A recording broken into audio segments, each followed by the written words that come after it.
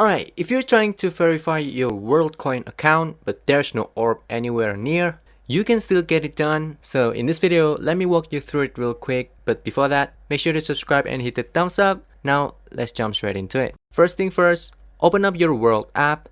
Make sure it's updated just to avoid any glitch. And once you're in, you're gonna see a couple of options like Worldcoin. What you want to do is to select Worldcoin option. Then go ahead and select Verify Now. And then you can click on Verify Humanity.